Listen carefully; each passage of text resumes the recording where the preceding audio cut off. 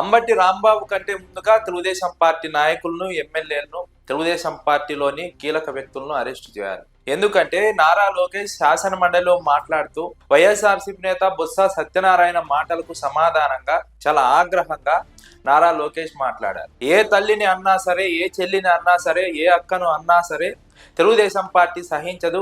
అది జగన్మోహన్ రెడ్డి తల్లి అయినా సరే, నారా లోకేష్ తల్లి అయినా సరే, చంద్రబాబు తల్లి అయినా సరే, ఎవరిని దూషించినా సరే మహిళలను వారిని ఖచ్చితంగా శిక్షిస్తామన్నట్టుగా నారా లోకేష్ చాలా ఆగ్రహంతో మాట్లాడారు.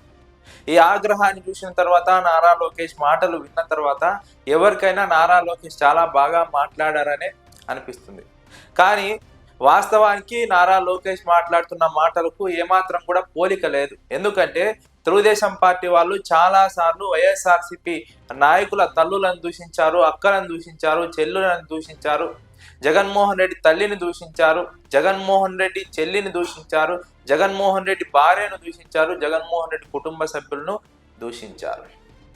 అప్పుడు తెలుగుదేశం పార్టీ వాళ్ళు ఎవరూ కూడా అధికారంలో లేనప్పుడు పార్టీ పరంగా కూడా చర్యలు తీసుకోలేదు. ఏ నాయకుడిని సస్పెండ్ చేయలేదు, ఏ కార్యకర్తను సస్పెండ్ చేయలేదు.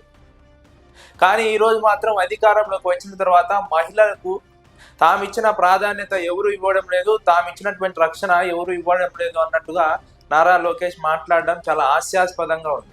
సాక్షాత్తు ముఖ్యమంత్రి చంద్రబాబు నాయుడే ఒకానొక సందర్భంలో ప్రతిపక్షంలో ఉన్నప్పుడు ముఖ్యమంత్రిగా ఉన్న జగన్మోహన్ రెడ్డిని నీ పుట్టుకే తప్పుడు పుట్టుగా అంటూ మాట్లాడారు.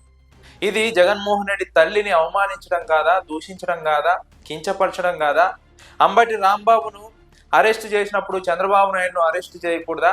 జగన్మోహన్ రెడ్డి తల్లితో పాటు జగన్మోహన్ రెడ్డి చెల్లి షర్మిలను ఫేక్ అకౌంట్లతో సోషల్ మీడియాలో దారుణంగా తెలుగుదేశం పార్టీ వాళ్ళు దూషించారు. మరి అప్పుడెందుకు నారా లోకేష్ స్పందించలేదు? అప్పుడెందుకు పార్టీలో ఉన్న వారిని సస్పెండ్ చేయలేదు? అధికారంలోకి వచ్చిన తర్వాత వారిపైన చర్యలు ఎందుకు తీసుకోలేదు? తన తండ్రి చంద్రబాబుకైనా ఒకసారి చెప్పవచ్చు కదా, తల్లి ఎవరికైనా తల్లి, అలాంటి తల్లిని దూషించడం సరైంది కాదని చంద్రబాబు నాయుడు కూడా చెప్పవచ్చు కదా. మరి ఎందుకు చెప్పలేదు? తెలుగుదేశం పార్టీ నాయకులపైన, సోషల్ మీడియా కార్యకర్తలపైన ఎందుకు చర్యలు తీసుకోలేదు? నిన్నగాక మొన్న జూనియర్ ఎన్టీఆర్ తల్లిని ఒక ఎమ్మెల్యే దూషిస్తే మరి ఆ ఎమ్మెల్యేపై తెలుగుదేశం పార్టీ తీసుకున్నటువంటి చర్యలేంటి? దీనికి నారా లోకేష్ సమాధానం చెప్పగలరా?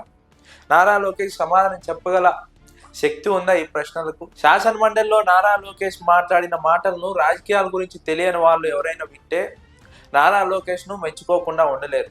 కానీ వాస్తవం తెలిస్తే మాత్రం నారా లోకేష్ను ఖచ్చితంగా ప్రశ్నిస్తారు, నారా లోకేష్ వైఖరిని ఖండిస్తారు. తెలుగుదేశం పార్టీ ప్రతిపక్షంలో ఉన్నప్పుడు అధికార వైఎస్ఆర్సీపీ నాయకులను ఎంతలా దూషించారో చెప్పాల్సినటువంటి అవసరం లేదు. ఇప్పటికే ఆ రికార్డ్స్ భద్రంగా ఉన్నాయి. నారా లోకేష్ మాటలు చూసినప్పుడు తెలుగుదేశం పార్టీ 2 నాలుకల ధోరణి అవలంబిస్తుందని ఎవరికైనా ఇట్టే అర్థం అవుతుంది.